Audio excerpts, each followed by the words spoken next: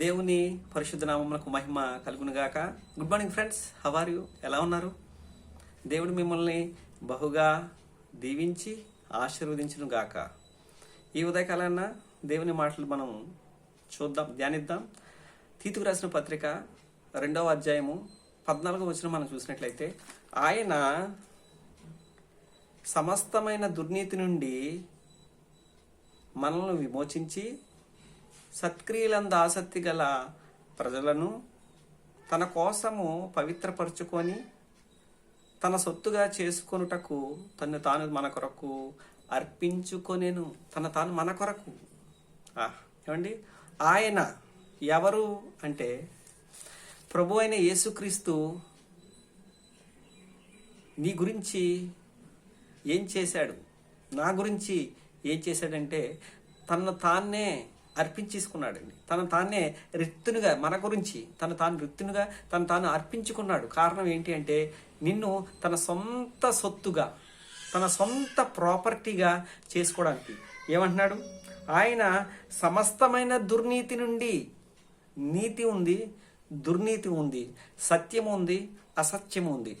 నీతి అనగా ఏంటి అని మనం చూసినట్లయితే, అబ్రహాము దేవుణ్ణి నమ్మెను, అది అతనికి నీతిగా ఎంచబడినది. మనం దేవుని యందు విశ్వాసం ఉంచాలి, అది దేవుని దృష్టిలో నీతి. మనం దేవుని యందు నమ్మిక ఉంచాలి, అది దేవుని దృష్టిలో నీతి. కానీ మనం ఏం చేస్తామంటే అపనమ్మకము, అవిశ్వాసము ఇవన్నీ కలిగి మనము ఎలా ప్రవర్తిస్తామంటే మన ఇష్టానుసారంగా మనకు తోచిందే నీతి అని అనీతిని నీతికి ఆపాదించి నరుడు తన ఇష్టానుసారంగా ప్రవర్తిస్తూ ఉంటాడు. ఫలితంగా తను నష్టంలోని, కష్టంలోని, బాధలోని, శ్రమలోని, ఇరుకులోని, ఇబ్బందులోని నలిగిపోతూ, ఇరుక్కుపోతూ సతమతమైపోతున్నాడు. అందుకని ఆయన ఏం చెప్తున్నాడంటే, నా నీతిని, నా రాజ్యాన్ని మొదట వెతకుడి. మనం ఆయన యందు విశ్వాసం ఉంచటమే ఆయన నీతిని మనము వెతుకున్నట్లు, ఆయన నీతిని మనం బయలుపరిచినట్లు. మనం ఆయన యందు విశ్వాసం ఉంచి, ఆయన యందు నమ్మిక ఉంచితే మనం ఆయన నీతి అయి ఉన్నాం.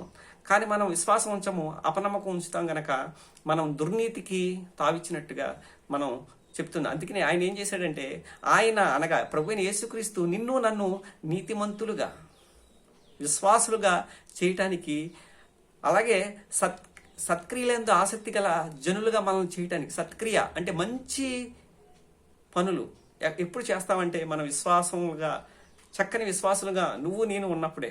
ఒక విశ్వాసియే చక్కని నీతి క్రియలు చేస్తాడు, చక్కని కార్యాలు చేస్తాడు, సత్కార్యాలు చేస్తాడు. ఒక నమ్మకస్తుడే సత్కార్యాలు దేవుని గురించి చేస్తాడు గనక ఆయన ఏమంటాడంటే, ఆయన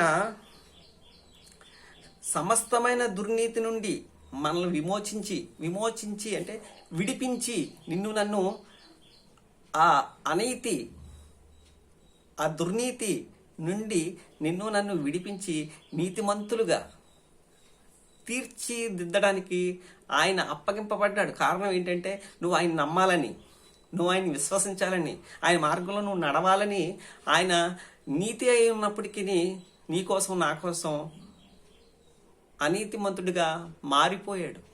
శిక్ష నొందిన వాడిగా, బాధ అనుభవించిన వాడిగా, రోగాన్ని అనుభవించిన వాడిగా, వ్యసనాక్రాంతుడిగా మారిపోయాడు. కనుక నువ్వు గ్రహించాల్సింది, నిన్ను నన్ను తన ప్రాపర్టీగా, తన సొత్తుగా మార్చుకోవడానికి ఆయన అనైతిమంతునిగా మారిపోయాడు.